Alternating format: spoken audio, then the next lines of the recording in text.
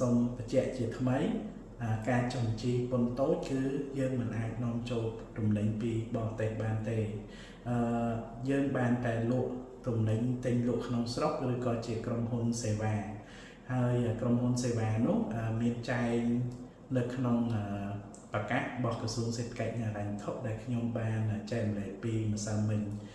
បាទជំរាបសួរបងប្អូនអរគ្នាបាទបងប្អូនអរគ្នាថ្ងៃនេះបងប្អូនអរគ្នាសុខសប្បាយទេបាទបងប្អូនពីថ្ងៃហ្នឹងគឺខ្ញុំបានចែករំលែកហើយខ្ញុំផ្ដល់ព័ត៌មានខ្ញុំនិយាយពីការប្រកាស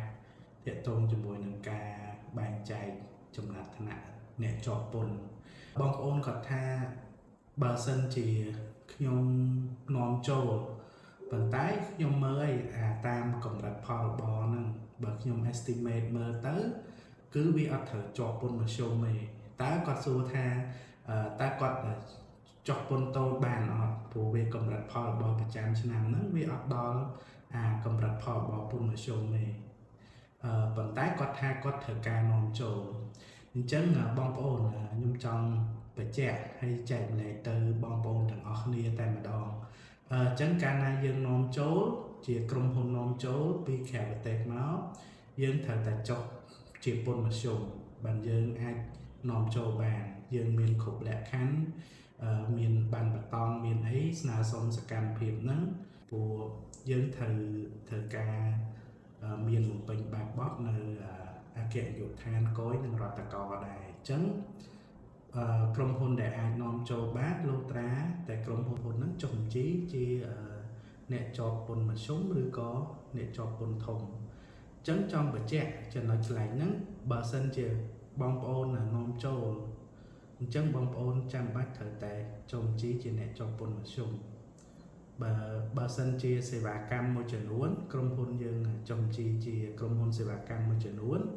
វាអាចវាត្រូវវាតម្លៃមើលតើសេវាកម្មបងប្អូនដែលចង់រកស៊ីហ្នឹងតើវាគួរតែមានកម្រិតផលរបរប៉ុណ្ណាអញ្ចឹងមន្ត្រីខាងចុះបញ្ជីគាត់នឹងវាតម្លៃឲ្យថាយើងឧទាហរណ៍យើងស្នើចុះបញ្ជីពន្ធតូចហើយសេវាកម្មដែលយើងស្នើហ្នឹងយើងដាក់ទៅហើយអញ្ចឹងមន្ត្រីចុះបញ្ជីគាត់វាតម្លៃឲ្យតើគាត់ approve ឲ្យជាប់ពន្ធតូចបានអត់អញ្ចឹងបងប្អូន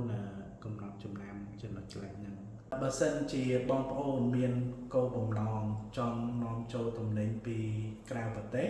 សម្រាប់មកលក់នៅក្នុងប្រទេសកម្ពុជាយើងគឺតម្រូវឲ្យយើងចុះបញ្ជីជាក្រុមហ៊ុនឯកជនទទួលខុសត្រូវមានកម្រិតហើយត្រូវតែជាប់ពន្ធមធ្យមឬក៏ពន្ធធំតាមកម្រិតផលរបរអញ្ចឹងទោះជាបងប្អូនគិតថាមិនទាន់ដល់កម្រិតផលរបរដែលត្រូវចុះពន្ធមធ្យមក៏ដោយព្រោះ requirement ក្នុងការនាំចូលគឺយើងត្រូវតែជាក្រុមហ៊ុនហើយត្រូវជាអ្នកជាប់ពន្ធមធ្យមឬក៏ពន្ធធំហើយការងារហ្នឹងគឺពេលយើងនាំចូលយើងត្រូវបំពេញ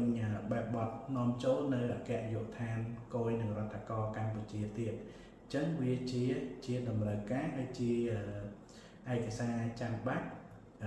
ក្នុងការនាំចូលអញ្ចឹងសូមបញ្ជាក់ជាថ្មីការចុះបញ្ជីពន្ធតូចគឺយើងមិនអាចនាំចូលទំនិញពីបរទេសបានទេយើងបានតែលក់ទំនិញទិញលក់ក្នុងស្រុកឬក៏ជាក្រុមហ៊ុនសេវាហើយក្រុមហ៊ុនសេវានោះមានចែងនៅក្នុងប្រកាសរបស់ក្រសួងសេដ្ឋកិច្ចហិរញ្ញវត្ថុដែលខ្ញុំបានចែករំលែកពីម្សិលមិញអញ្ចឹងអរគុណបងប្អូនដែលបានទស្សនាវីដេអូនេះ